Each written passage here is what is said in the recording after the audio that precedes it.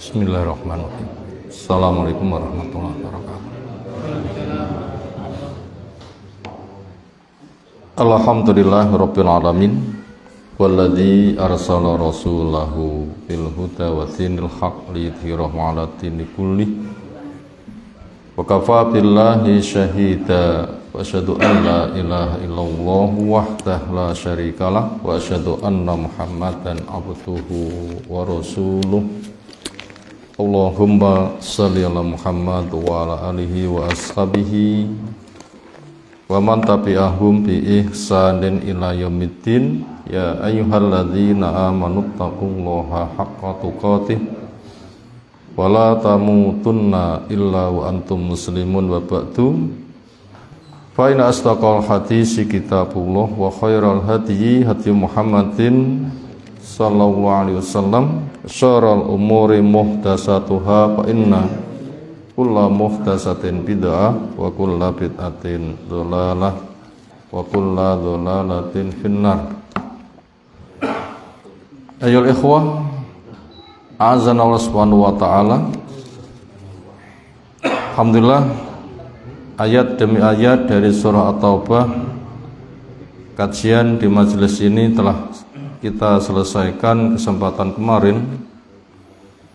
Berikutnya kita mengkaji ayat-ayat pada surah Yunus. Dua ayat pertama insyaallah kita kaji pada kesempatan kali ini.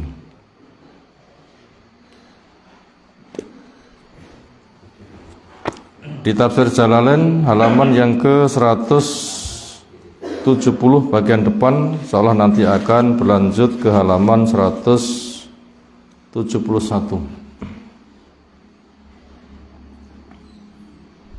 Tema global surah Yunus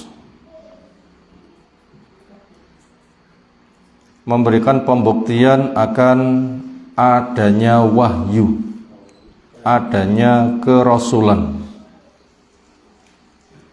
memupuk tauhid rububiyah untuk digiring ke tauhid uluhiyah. Dikatakan tema globalnya mengangkat tema tentang pembahasan adanya wahyu. Buktinya Nabi Yunus tidak berada di masa Nabi Muhammad SAW, tapi orang tempo dulu. Dan Nabi kita SAW bukan pakar sejarah, tetapi bisa mengungkapkan semuanya. Kalau bukan wahyu tidak mungkin. Sekaligus tema globalnya menjelaskan kemestian diterimanya Rasul, karena alamatun nubuwah telah jelas gamblang, tanda kenabian telah jelas dan gamblang. Apa yang disampaikan Nabi SAW itu bukan ucapan manusia. Kalau manusia tidak percaya, coba bikin ucapan yang semisal.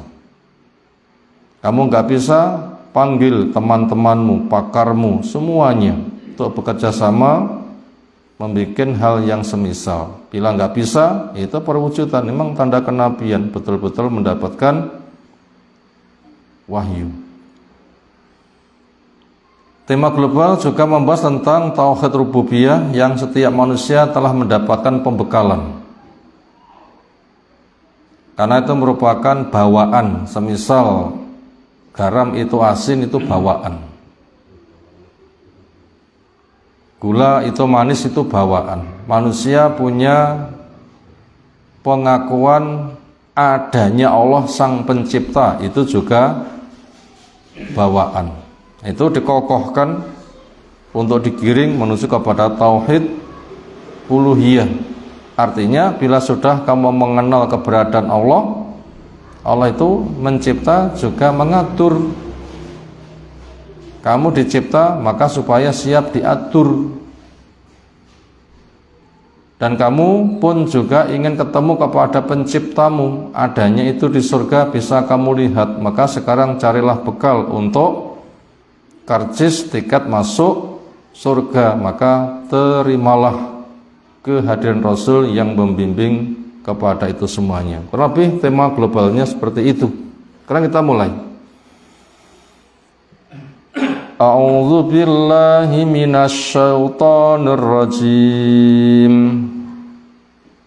Bismillahirrahmanirrahim. Alif lam ra. Tilka ayatul kitabil hakim. Akana linnasi ajaban an awhayna ila rajulin minhum Akana linnasi ajaban an awhayna ila rajulin minhum ana anzirin nasa wa basyiril ladzina amanu anna lahum qadama sidqin 'inda rabbihim. Qalal kafiruna inna hadza lasahirum mubin. Suratu Yunus, surah Yunus, nama seorang nabi yang kisahnya kita sudah sering mendengarnya. Dia adalah makiyatun, surah makiyah. Adapun di sini dikecualikan di beberapa tafsir yang lain enggak ada pengecualian, artinya kesan global memang surah Yunus adalah surah makiyah, yaitu diturunkan ketika Nabi SAW masih berada di Makkah, belum hijrah ke Madinah. Di Makkah selama 13 tahun. Kemudian karena terancam semakin gamblang jelas bukan semakin diterima, orang Quraisy semakin diasah bukan semakin tajam, ning semakin tumpul, semakin gelap, maka akhirnya mereka bergelap mata, ngamuk, sudah tidak ketemu nalar, maka orang yang lari membawa agama termasuk bagian dari iman, maka terjadilah yang namanya hijrah. Di Madinah selama 10 tahun. Tanda-tanda surah makiyah, rata-rata ayatnya pendek, walaupun juga ada yang agak panjang.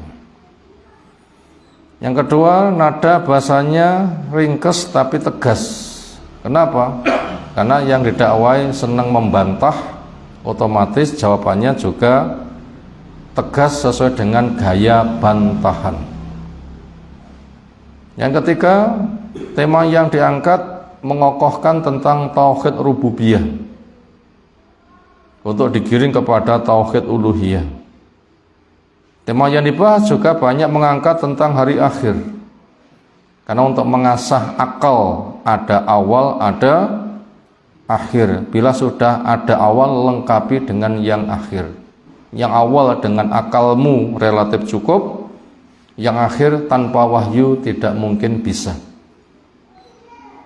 Karena ada zahir, ada batin. Zahirnya dengan akal, dengan indera bisa dipantau. Batinnya kalau nggak pakai wahyu tidak mungkin bisa. Itulah keadaan yang sangat nyata, manusia terdiri dari jasmani, rohani. Demikian juga ada awal, ada akhir, ada dunia, ada akhirat. Wahyu membimbing tauhid rububiyah menuju kepada tauhid uluhiyah. Itu lebih tanda-tanda surah makiyah seperti itu. Dibaca dari awal ada basmalah, karena pemisah satu surah dengan yang lain, yang satu selesai, yang lain berawal. Di sana ada basmalah kecuali surah At-Taubah, karena diantara alasannya adalah dianggap masih kelanjutan dari surah Al-Anfal. Kemudian siapa-siapa yang jelas hendak membaca Al-Quran, maka supaya diawali dengan ta'awud. Pesan Allah Subhanahu wa taala, "Idza qara'tal Qur'an fasta'id billah minasyaitonir rajim." Bila kamu sudah punya niat untuk membaca Al-Qur'an, maka langkahmu pertama kali dengan memohon perlindungan kepada Allah agar dijauhkan dari setan yang terkutuk. Adapun makna basmalah, Lafadznya Bismillahirrahmanirrahim, terjemah bahasa dengan menyebut nama Allah, Zat yang Maha Rahman, Zat yang Maha Rahim. Makna tafsir, Abda'u fi'li bi'aunillah ar-Rahman ar-Rahim. Saya memulai kegiatanku sambil memohon pertolongan kepada Allah, Zat yang Maha Ar-Rahman, Zat yang Maha Ar-Rahim. Karena tanpa ditolong kita tidak akan bisa selesai. Makanya kita berdoa, Allahumma a'inni ala dzikrika wa syukrika wa husni ibadatik. Ya Allah, bantu saya untuk zikir, syukur, bisa membagusi ketaatanku kepadamu. Makanya dengan kelemahan kita tanpa bantuan, orang merasa yakin bisa, berarti itu kesombongan. Lemah rumangsa iso, itu namanya kesombongan. Sehingga dia tidak minta kepada Allah Subhanahu wa taala. Makanya ayu amrin dzi balin la yubda'u bi bismillah wa huwa khidaj. Mana-mana urusan yang punya nilai, orang mengerjakannya kok tidak memohon pertolongan kepada Allah, maka itu cacat. Artinya apa? Nggak akan bisa menggapai tujuannya. Makanya kita butuh minta pada Allah bantuan, maka bismillah itu merupakan doa. Kita mulai, insyaallah kita kaji 2 ayat, diawali dengan alif lam ra. Allahu a'lamu, Allah yang paling tahu, bi muradihi, dengan maksudnya, bidzalika, akan adanya alif lam ra, firman-Nya dalam bentuk huruf-huruf yang digabung, alif, lam, dan ra. Nanti bagian rangkuman akan kita sampaikan 2 hikmahnya insyaallah. Tilka itu apa? Hadil ayatu, ayat-ayat ini, ayat pertama sampai habis adalah ayatul kitab, ayat-ayatnya kitab. Yang dimaksudkan al-ayat adalah Al-Qur'anu. Ayat-ayat Al-Qur'an ini merupakan ayat-ayat kitab. Ayat-ayat kitab ini dia adalah Al-Qur'an. Ayat-ayat yang ada pada kitab ini dia adalah Al-Qur'an. Wal idhofatu bimakna min. Lafaz al-ayat itu mudhof, al-kitabi itu mudhof ilaih. Mudhof itu sesuatu yang disandarkan, mudhof ilaih yang disandarkan kepadanya. Yaitu 2 kata ketika berdiri sendiri maknanya berbeda, ketika digabung maknanya lain. Contoh, sapu dan tangan. Napa sapu? Ya sapu. Napa tangan? Ya iki. Napa sapu tangan? Loh, sudah beda kan? Sudah beda. Itu namanya beridhofah. Al-ayat itu punya mana tanda-tanda. Kitab itu adalah lembaran-lembaran kita bertulis. Ketika digandeng dengan ayatul kitab, itu Al-Quran. Loh, beda kan maknanya. Apa sapu? Sapu ya sapu. Apa tangan? Tangan ya tangan. Apa sapu tangan? Kacu. Nah gitu kan. Kemudian pengidhofahan ini memiliki makna min, yaitu ayatun minal kitab. Ayat-ayat dari kitab Al-Quran yang memiliki nilai Al-Hakim. Salah satu makna Al-Hakim itu nama Allah, Al-Hakim. Allah juga menjadikan kata Al-Hakim untuk pensifatan ayat-ayatnya. Sementara ayat-ayatnya Al-Quran itu adalah firman Allah, itu merupakan sifat Allah. Allah menjadikan namanya sebagai sifat untuk sifatnya. Allah menjadikan namanya sebagai sifat untuk sifatnya. Apa di antara sifat Allah? Bicara. Pembicaraan Allah disifati dengan Al-Hakim. Kita ulang kembali ya. Al-Hakim salah satu dari nama Allah. Nama Allah Al-Hakim dijadikan sifat untuk mensifati sifat Allah. Apa di antara sifat Allah? Bicara. Dikumpulkan jadi Al-Quran. Al-Quran itu merupakan sifat Allah, punya sifat bicara, didengar terus dikumpulkan, dibukukan dalam bentuk kitab. Itu disifati dengan Al-Hakim. Nah begitu. Apa maknanya Al-Hakim? Al-Qail bil hikmah.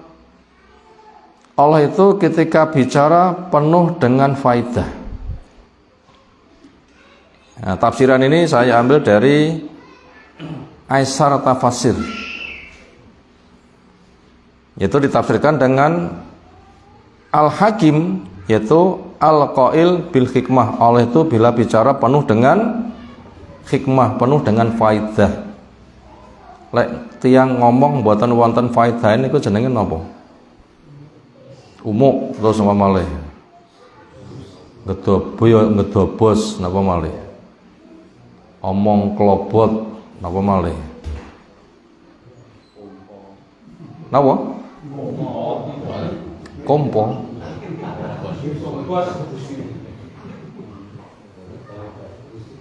Allah suci dari sifat ngedobos. Semua yang Allah dawuhkan itu mesti mengandung faidah. Makanya kita juga dibimbing ngomong sak ngomong juga supaya mengandung faidah. Lah enggak iso meneng, sibukkan saja dengan zikir sehingga kita nanti selamat ketika lisan kita dihisab. Itu penting. Maka dikatakan man kana yu'minu billahi wal yawmil akhir falyakul khairan au liyasmut. Makanya sebelum kita bicara, kita timbang ada manfaatnya apa enggak. Ada, silahkan diomongkan. Enggak ada, diam dari omongan itu, sibukkan dengan omongan yang serba berfungsi, yaitu zikir. Mustamilun alal hikam. Semua yang Allah ucapkan itu mencakup hikmah-hikmah. Allah bila bicara ada hikmahnya. Hikmah yang Allah bicarakan banyak, sehingga seolah tidak ada satu huruf yang Allah firmankan kecuali situ mengandung hikmah. Nganti Allah mencipta tengu wonten hikmah mboten? Nyamuk. Pinten tiyang sing malah sugih kanthi sebab nyamuk? Dan semisalnya. Enggak ada yang kosong dari faidah. Fahuwa hakim, maka itu adalah hakim, memiliki makna al-adil, adil. Artinya adil itu apa? Wat usai fi makani, menempatkan sesuatu berada di tempatnya. Juga al-hakim memiliki makna muhkam. Hakim juga memiliki makna apa? Muhkam. Bahasanya ayat-ayat Al-Quran itu semuanya muhkamat. Makanya bila kita baca di Al-Imran yang ke-7, minhu ayatun muhkamatun, dan juga ada mutasyabihat. Muhkamat secara umum, karena pembahasan muhkamat itu macam-macam. Ada muhkamat umum, muhkamat khusus, ada muhkamat nisbi, sama dengan muhkamat khusus. Muhkamat umum itu apa? Bahwasanya ayat-ayat Al-Quran sejak Fatihah sampai terakhir, kandungan hukumnya, keindahannya, semuanya berfungsi, tidak ada yang sia-sia. Memiliki nilai, tidak ada yang sia-sia, dan nilainya berada pada puncak sempurna. Itu maknanya muhkamat umum. Nah begitu, itu namanya muhkamat umum.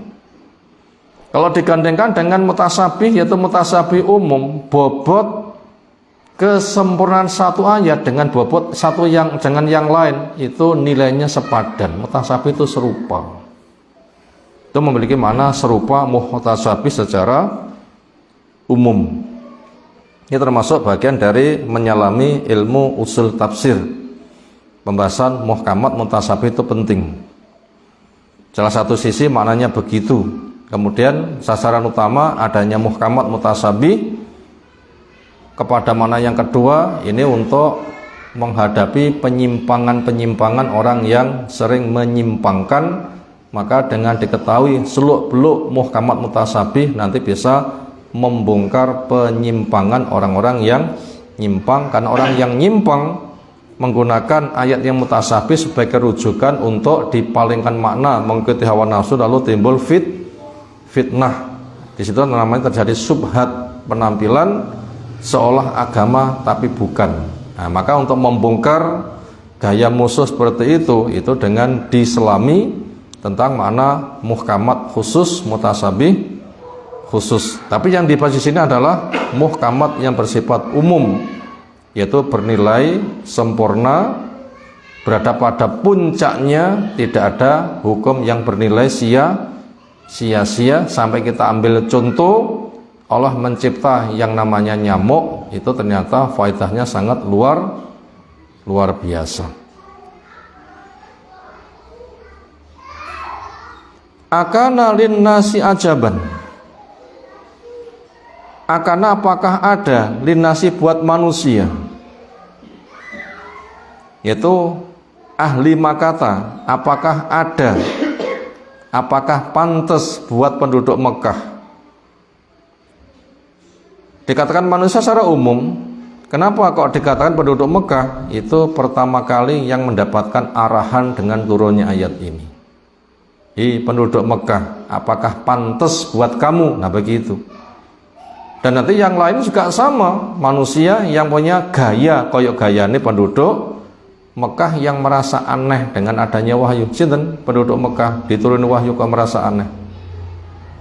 Ya Abu Jahal CS. Kira-kira orang zaman sekarang sing gayane mengikuti Abu Jahal ada enggak kira-kira? Banyak. Makanya juga menjadi sasaran bahasa di sini, maka diterjemahkan dengan penduduk Mekah itu sebagai pemahaman di lingkup proyek percontohan. Istifhamu ingkarin, pertanyaan di sini memiliki nada ingkar. Orang tanya itu macam-macam. Ada tanya belum tahu, memang betul-betul pengen tahu. Ada tanya ngetes guru kepada muridnya. Ada tanya ngenyek. Wong gandengi ngono kuwi to. Ngenyek mboten bahasa ngoten niku. Wong pinter ki ngono kuwi to. Kadang juga pengen lari dari hukum. Sapi yang disembelih rupane opo? Sipate piye? Niku jane gah muni ngoten niku. Jane gah tandang. Itu juga menggunakan bahasa tanya. Macam-macam kan hikmah pertanyaan. Nah, yang sedang dibahas di sini adalah pertanyaan dalam rangka mengingkari. Piye ta penduduk Mekah kuwi? Semata akal enggak selesai. Telah tahu adanya seorang profil hebat, mereka mengakui. Ketika tanya, bila saya bicara apakah akan membenarkan? Dikatakan iya. Ketika sudah mengakui iya, lalu dibacakan wahyu kok menolak. Jane piye to? Gitu kan? Jane piye to? Jareke luwe. Dong dicepoki moh. Dilungi ditampek, ngoten nggih. Jane piye to? Itu namanya pertanyaan yang bersifat mengingkari. Wal jaru wal majrur, dan jar majrur di sini linnas, lamnya huruf jar, annas isim yang kemasukan, li irobnya majrur, tandanya kasrah kan termasuk isim mufrad. Dikatakan isim, buktinya bisa kemasukan huruf jar.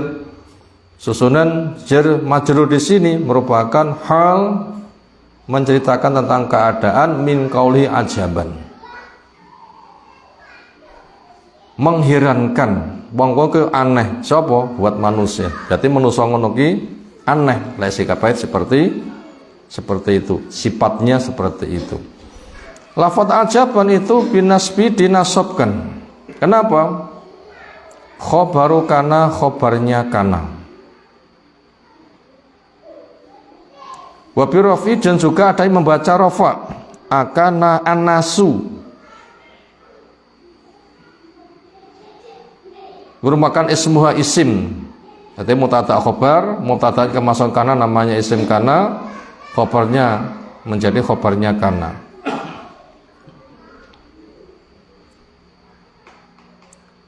Wal khobaru, dan cerita tentang khobarnya. Wal khobaru, dan khobarnya, wahwa ismuha, itulah isimnya, ala aula. Wal khobaru, sementara khobar, nasab itu menjadi khobar, wahwa, sementara dia, isimnya mana? Lafadz huwa, ala aula, pemahamannya lebih utama.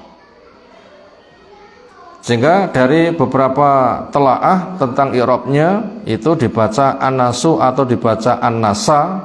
Nah, dibaca apa tadi? Ajaban ya, ajaban atau ajabun. Maka yang paling tepat itu dibaca ajaban. Sementara kalau dikatakan itu sebagai khobar kana, isimnya mana? Lafadz huwa. Kana itu ada dhamir apa? Huwa. Kana yakunu kaunan. Kana, kanu, kana huwa, kana huma, kanu hum, gitu kan? Itu ada dhamir mustatir, kata ganti yang sembunyi. Kemudian huwa itu apa? Yaitu an auhayna. Ai maknanya ihauna, annya an masdariyah. Masuk kepada fi'il bisa ditakwil masdar. Masdar dari auhayna, dari kata wahayahi, auha yuhi. Masdarnya ditakwil berbunyi auha yuhi ihaan. Semisal af'ala yuf'ilu if'alan, auha yuhi ihaan. Ketika digabung menjadi ihauna, itu i'rabnya dengan marfu ihau, itu merupakan isim dari kana. Sehingga apabila kita rangkai akana ihauna linnasi ajaban. Akana, apakah ada ihauna, penurunan wahyu yang saya sampaikan, linnasi kepada manusia, ajaban, menjadi perkara yang mengherankan. Allah menurunkan wahyu, pantaskah manusia merasa heran? Pantas mboten? Wong luwe dicepai sego sing nyepai, aneh mboten? Kudune lek luwe dicepai napa mboten dicepai? Kudune cepai. Masa enek wong cepak-cepak dianggap aneh? Senada dengan itu, makanya ketika ngaku luwe dicepai, sing nyepai dituduh wong aneh. Sing aneh bano sinten? Ya sing dicepai, rumangsa putuh dong diwehi moh, aneh awakmu. Ning dituduhkan balik. Katanya sing aneh sing nyepai. Allah membimbing kuduni, ketika dibimbing nyapun dadak dibimbing lo aneh. Lah putuh diparingi malah moh gitu. Maka itu merupakan pertanyaan dalam bentuk mengingkari. Apakah pewahyuan kami ila rajul minhum, kepada seseorang dari mereka? Siapa makhluk yang diturunkan wahyu? Muhammadin sallallahu alaihi wasallam. Sementara profil Nabi kita dikenal enggak oleh orang Quraisy? Dimuliakan enggak oleh orang Quraisy? Dicintai enggak oleh orang Quraisy? Diunggulkankah oleh orang Quraisy? Diterimakah keputusannya oleh orang Quraisy? Disanjungkah oleh orang Quraisy? Jawabnya itu hanya iya. Hanya iya. Bahkan mereka menggelari dengan gelar apa? Al-Amin. Sehingga yang mendapatkan wahyu makhluk yang terbaik, sebagaimana kriteria dari Nabi. Apa kriteria Nabi?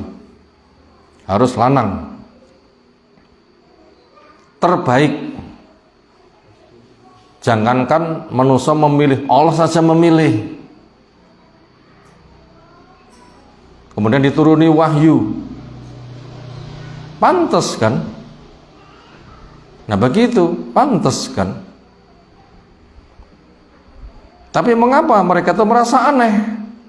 Sebelum menjadi nabi kamu terima, setelah jadi nabi itu kan diperkokoh kedudukannya, kok malah kamu tolak?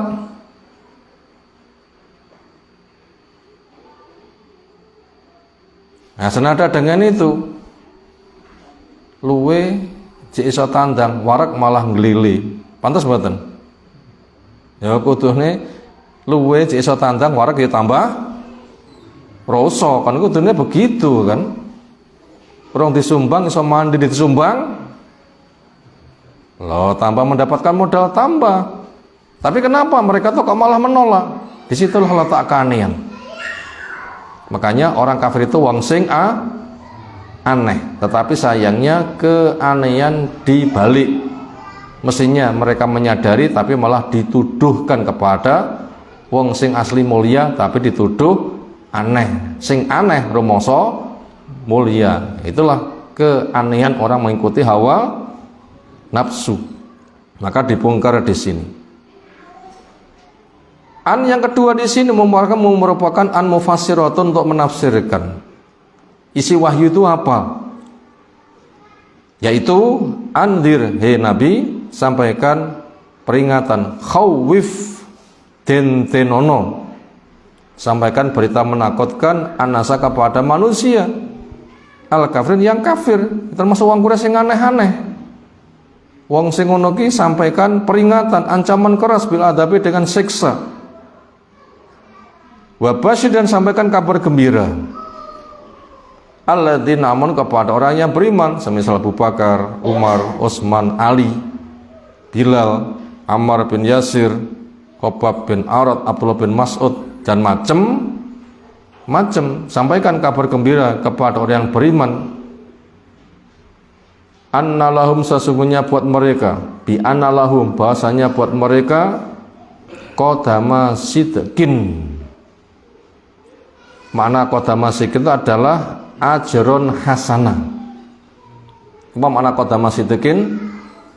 Ajron hasanah. Nah begitu, pahala yang baik itu menggunakan bahasa ajron hasanah, qadama sidqin. Inda rabbim, di sisi Allah Subhanahu wa taala, pahala yang baik. Mengapa menggunakan bahasa qadama sidqin? Alasannya qaddamu fi hayatihim minal iman wa sholihil a'mal. Ini alasannya. Kok menggunakan lafaz qadama? Qadama itu maknanya sesuatu yang sudah berlalu. Karena mereka itu qaddamu telah berlalu fi hayatim, di masa hidupnya mereka, minal iman, diisi dengan iman, wa sholih, dan amal yang soleh. Nah ketika hidup mereka itu iman dan amal soleh, maka ketika mati mendapatkan qadama sidqin, yaitu ajron hasanah, manjing bayaran, ngoten nggih, manjing bayaran. Itu makna qadama sidqin. Analahum qadama sidqin indaram, di sisi Allah, yaitu ajron hasanah, pahala yang baik, bima qaddamuhu, sebab apa yang mereka telah melakukan tempo dulu, minal amal, dari amal-amal, tentunya minal iman wal amal, dari iman dan amal. Lalu bagaimana tanggapan orang kafir ketika Nabi datang dengan misi yang sangat jelas? Misi yang dibawa Nabi yang dijelaskan di ayat ini napa?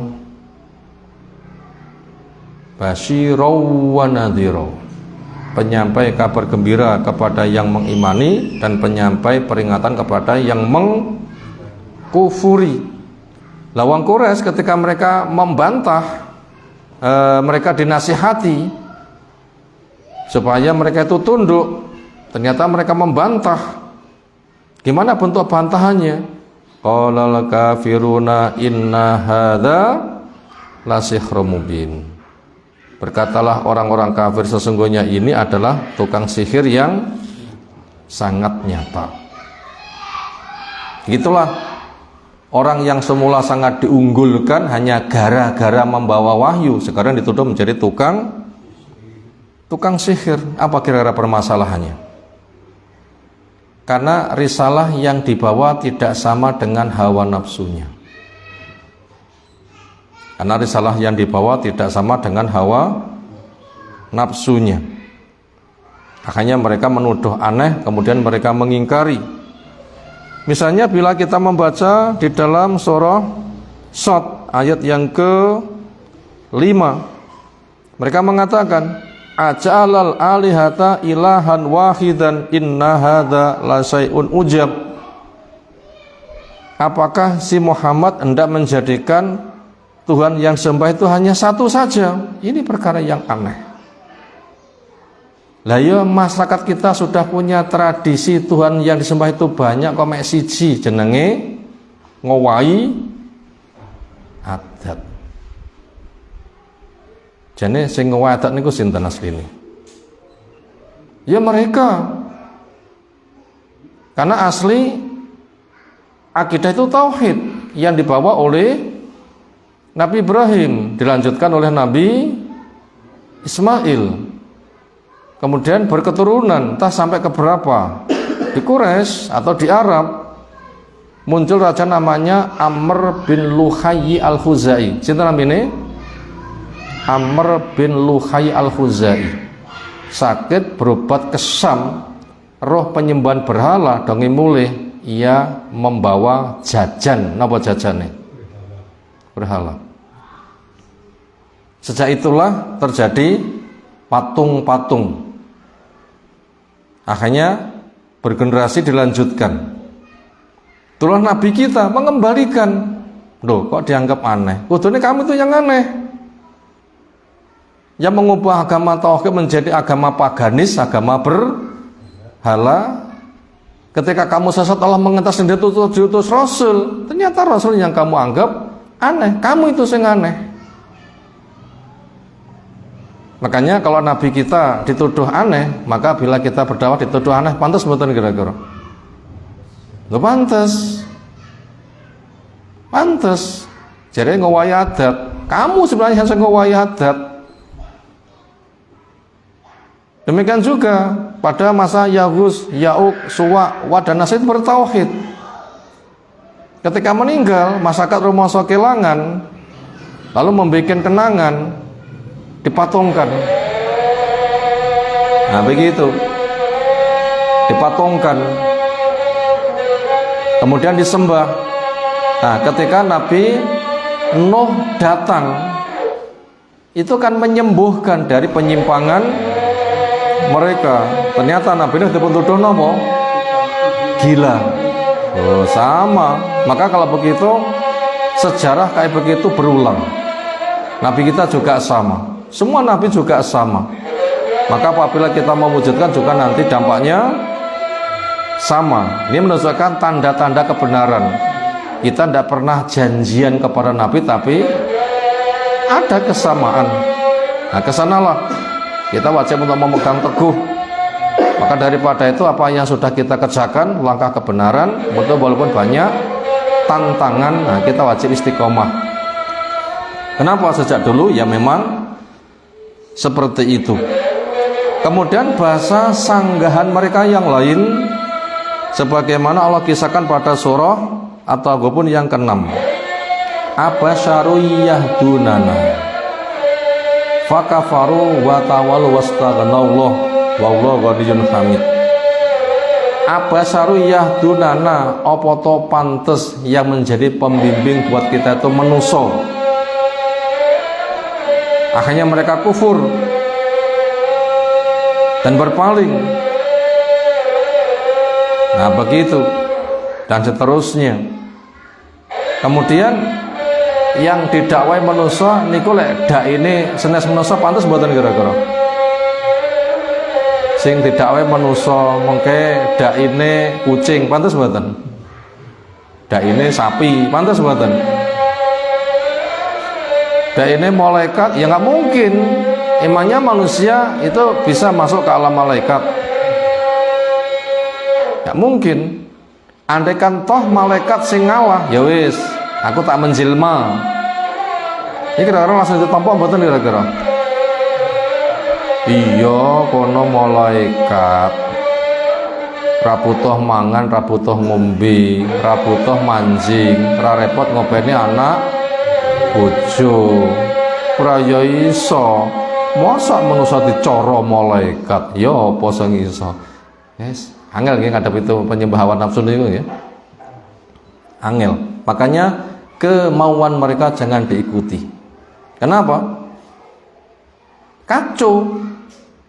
Maka dikatakan walawi tabal haqu ahwaahum la fasadati samawati wal ardu. Andaikan hak itu mengikuti hawa manusia, apa yang terjadi?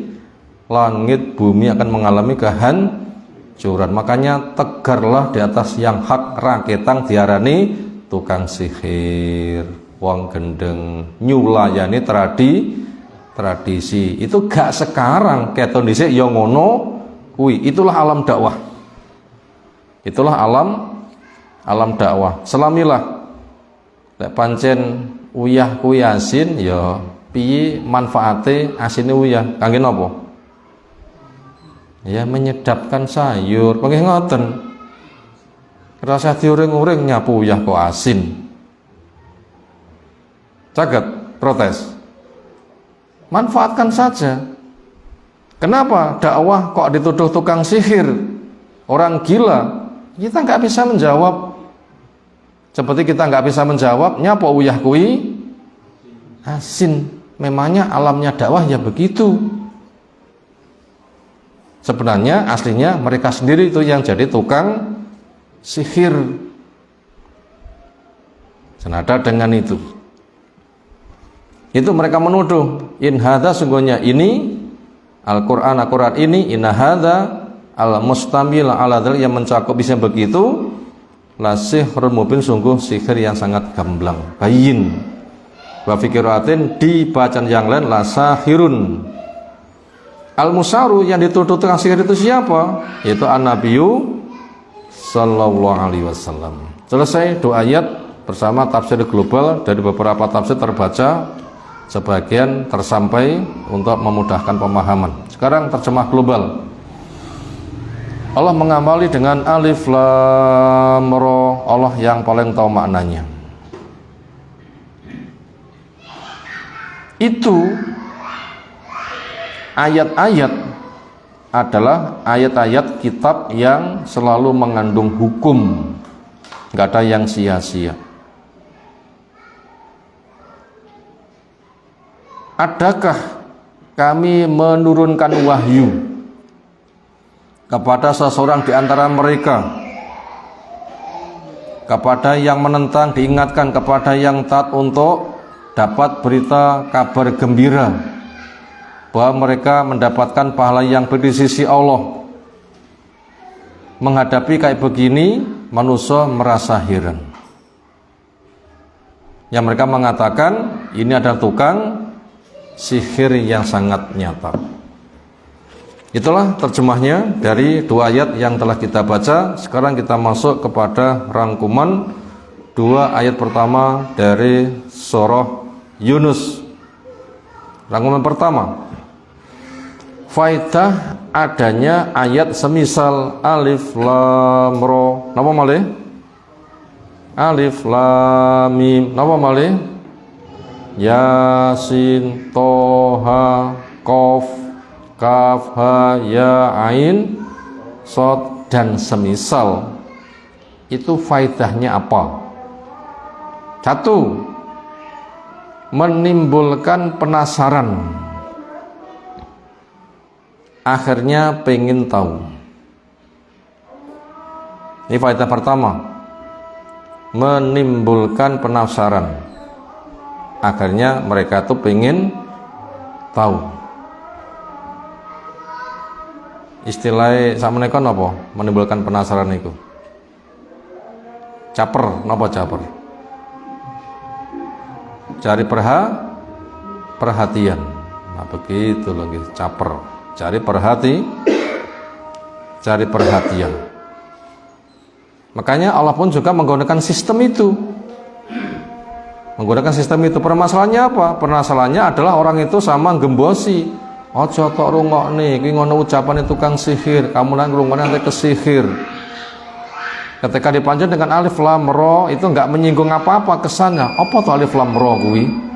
Itu namanya cari perhatian, menimbulkan penasaran, akhirnya orang pengen tahu. Nah, ketika mereka nanti sudah masuk kepada alam penyelaman, pengen tahu jadi apa toh? Disitulah mata terbuka, telinga terbuka, hati terbuka. Nah, ketika terbuka nanti hidayah bisa masuk. Oh, ternyata indah. Oh, ternyata mentakjubkan. Oh, ternyata luar biasa, terkesima. Nah, di nanti akan menjadi pintu masuknya hidayah.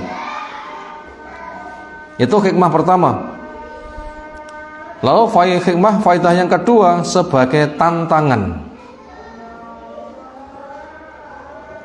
untuk membuat yang semisal bagi para pendusta.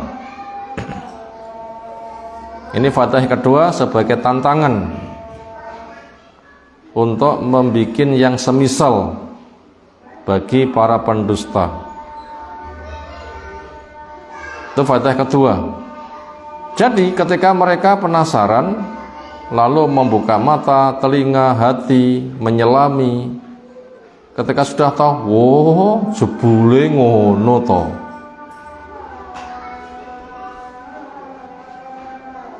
Jebule ngono to.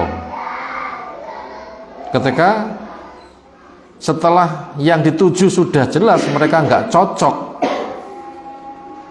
akhirnya mereka mendustakan. Sekarang ditantang, kamu kan sudah mendengar, sudah melihat, sudah memahami, sudah ngerti, itu hak.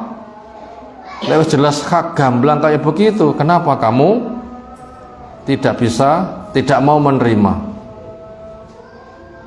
Kalau kamu memang merasa baik, apa yang dibawa Muhammad itu tidak baik, jajal gaya yang semisal. Nah begitu. Bila kamu mendustakan karena dianggap kurang baik, sekarang gaya yang semisal, iso ora? Lah iso buktikan, lah iso tunduk saja. Nah, senada dengan itu. Bila tidak, kamu nanti hancur. Itu tadi dua faidah ayat semisal alif, lam, ra dan semisal. Nanti bila kita mengkaji dari awal seperti itu, nanti keterangannya bisa diulang-ulang. Berikutnya masuk pada rangkuman nomor 2, pembuktian bahwa Allah itu ada, yaitu dengan adanya wahyu. Ini pelajaran nomor 2, pembuktian bahwa Allah itu ada, yaitu dengan adanya wahyu. Titik. Ini untuk membantah kepada orang yang mengatakan Allah itu tidak ada. Lek ada ndi? Tak sawangi, tak rungokne, tak cekele, tak ambuni, tak rasakne. Maka untuk memberikan jawaban Allah itu ada, tapi jawabannya enggak menggunakan mata yang kamu pandang, enggak menggunakan telinga yang kamu dengar, tidak menggunakan tangan yang kamu hendak memegang, tidak menggunakan hidung yang kamu gunakan untuk mencium ambuni, tidak menggunakan indera pengecap sing tok kunyah, tapi Allah membuktikan ada dengan adanya wahyu. Lah enggak percaya gaya yang semisal, lah enggak iso, ini kalau bukan Allah tidak mungkin ada wahyu seperti ini. Itu contoh, itu faidah yang kedua. Adanya wahyu sebagai pembuktian apa? Allah itu ada. Nah begitu, pembuktian Allah itu ada. Buktinya ada wahyu. Lah enggak gelem nampa, bikin yang semisal. Lah enggak iso, sekarang kamu mau apa? Kon gawe ra iso, kon imane ra gelem, kon nyapa nggen? Terusan. Kon gawe ra iso, kon imane ra gelem, terus kon nyapa malian? Hancur kan nanti jadinya. Kon golek dhuwit ra iso, diingoni segone diguwak, nyapa terusan? kon golek dhuwit ra iso dingone segone di gua jere sambat luwe. Napa sing terjadi? Nah, begitu kurang lebih. Ini pembuktian adanya Allah itu adanya wahyu. Tidak percaya, bikin saja Quran yang semisal. Kalau tidak bisa, tunduklah. Bila tidak, kamu hancur. Sekarang pelajaran ketiga, tanda kenabian Rasulullah Muhammad SAW dengan turunnya wahyu. Ini pelajaran ketiga. Tanda kenabian Rasulullah SAW dengan turunnya wahyu. Maknanya apa? Muhammad bin Abdullah itu betul-betul nabi. Muhammad bin Abdullah itu betul-betul rasul. Apa bukti ini? Dituruni wahyu. Nah gitu.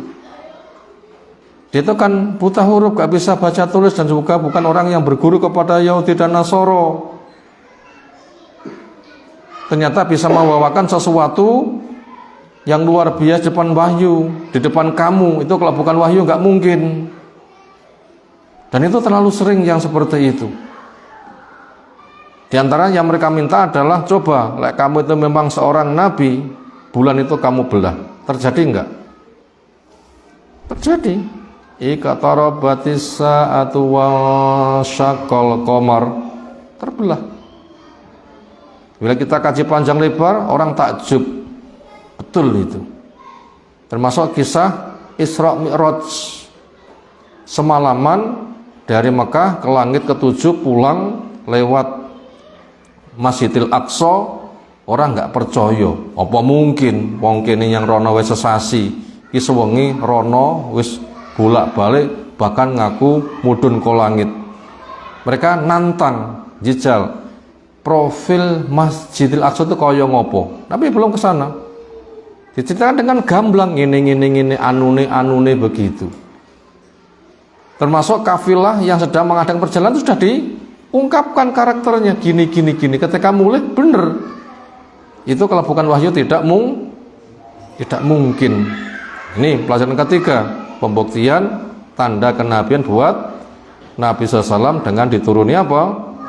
Wahyu. Berikutnya pelajaran yang keempat, pentingnya adanya Rasul. Pentingnya adanya Rasul dengan tugas-tugas yang diembannya. Pentingnya adanya Rasul dengan tugas-tugas yang diembannya agar manusia mentas.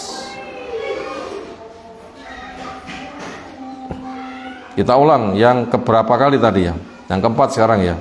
Pentingnya adanya Rasul dengan tugas-tugas yang diembannya agar masyarakat mentas. Manusa niku lek mboten dipun turuni wahyu napa sing terjadi? Nggih jenengan pirsane mawon sadurunge nabi kita dipuntus kondisi Mekah terus pundi. Niku tiyang sing nyembah berhala niku jan dintai anjing. Lek manusa dintai manusa sik pantes nggih. Niku sing ngentai napa? Anjing. Niku menunjukkan nemen eleke. Napa niku bentuke? Berhala dusi pakai air susu dilapi dilumuri minyak wangi. Tinggal ngalih dilut, anjing teko, intik sikile diangkat, tur. Sing ngetusi nyawang. Lho nyapa? Nek kok ngetusi tas mari lagek mingket saiki di kencingi. Niku jenenge dintai napa? Anjing. Adus reso adus dewi. Diparani anjing dikencingi nggak bisa membela diri, tak sembah dipurih hapani, menyebabkan dia masuk Islam. Makanya manusia tanpa wahyu hancur.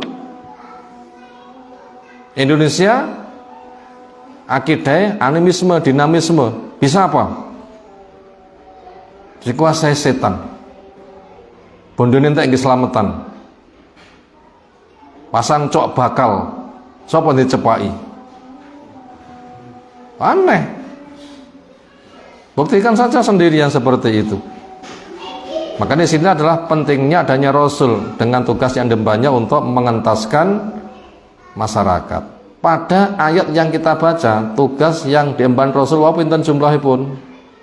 2. Napa? Basyira wa nadhira. Setelah dinasihati, kanggo wong sing gelem, gembiralah dengan surga. Cerah masa depanmu. Buat yang mengingkari, awas. Dhisik pi ceritane umat Nabi Nuh sing kufur hancur. Kamu mau hancur ya? Ceritane umat Nabi Lut, bumi diwalik, kamu mau diwalik ya? Ada 2 tugasnya yang kita sebutkan di sini. Kalau kita lengkapi dengan yang lain-lain, berapa tugas Rasul? Setidaknya ada 8. Ini berulang-ulang nih. Nama pertama, membacakan ayat-ayat Allah. Nama nomor kali, menjelaskan tafsirnya. Napa nomor 3, menjawab pertanyaan ketika mereka tanya. Napa yang keempat, memberi contoh praktek ngibadah. Apa yang kelima, mengajarkan kitab hikmah, apapun yang dibutuhkan nanti kan ada pengajarannya. Apa yang keenam, penyampai kabar gembira dan ancaman. Mensucikan masyarakat yang keenam. Yang ketujuh, penyampai kabar gembira dan ancaman. Yang kedelapan, yukhrijuhum minadz dzulumat ilan nur, mengentaskan mereka, mengeluarkan mereka dari gelap menuju ke cahaya. Ini pentingnya adanya Rasul seperti itu. Berikutnya yang kelima, upaya orang kafir menolak Rasul. Itulah keanehan. Upaya orang kafir menolak Rasul dengan segala cara. Karena dianggap racun.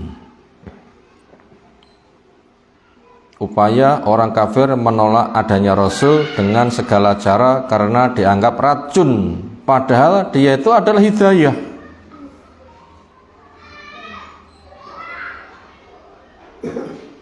Hal ini buat mukmin sebagai medan juang yang menjanjikan. Hal ini buat mukmin sebagai medan juang yang menjanjikan. Itu tadi pelajaran rangkuman yang kelima. Saya ulang sekali lagi, upaya orang kafir menolak adanya Rasul dengan segala cara karena dianggap racun, padahal itu adalah hidayah. Hal ini buat mukmin sebagai medan juang yang menjanjikan. Itu rangkuman yang kelima.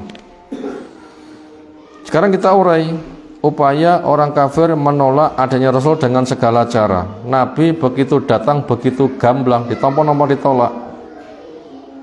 Kebanyakan menolak. Sing nampa mboten sepiro. Istri alhamdulillah, Ali alhamdulillah, Zaid bin Harisah alhamdulillah, Abu Bakar nampa alhamdulillah, Abu Bakar ngejak Utsman, Abdurrahman bin Auf, Zubair, Abu Ubaidah bin Al-Jarrah, Bilal katut, dan sebagainya. Tapi itu tidak seberapa yang mau ikut. Yang paling banyak mereka itu adalah menolak. Bagaimana bentuk penolakan mereka? Jawabnya dengan segala cara. Bila kita ingin membaca lebih lanjut, baca saja sirah bagaimana dakwah Nabi menghadapi tantangan-tantangan. Nah begitu. Atau bila hendak memutar videonya, itu saya sampaikan malam Ahad kedua dan keempat di Masjid Nurul Huda Burengan.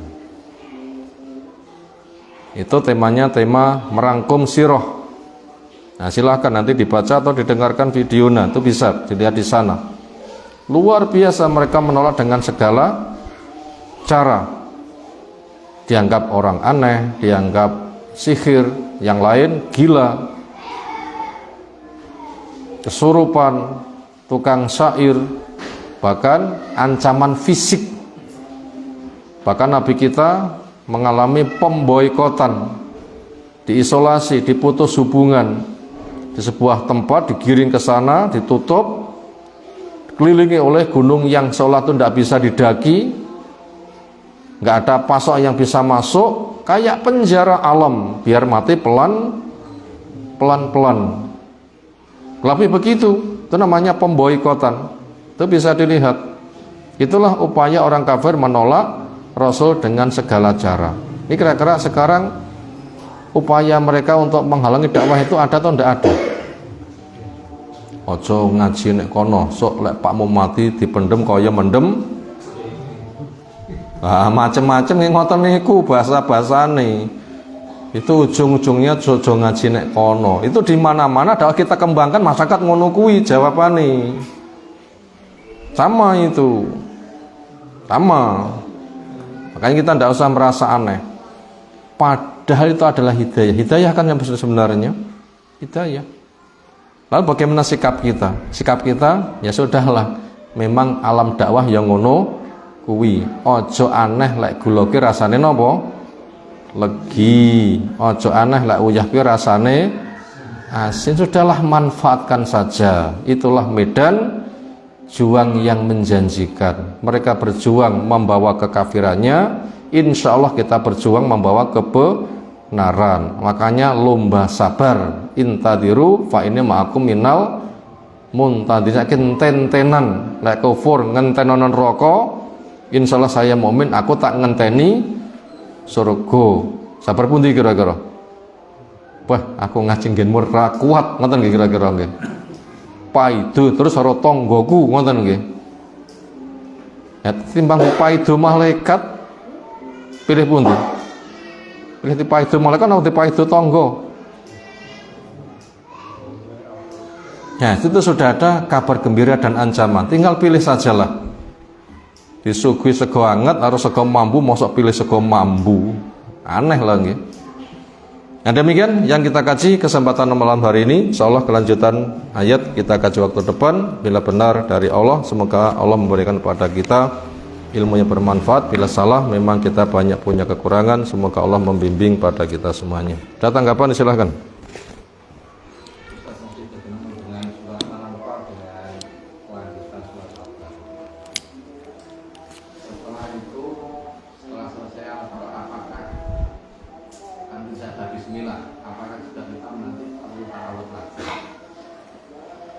Setelah Al-Anfal masuk ke At-Taubah, itu dianggap satu surah, makanya tidak ada pemisah dengan Bismillah.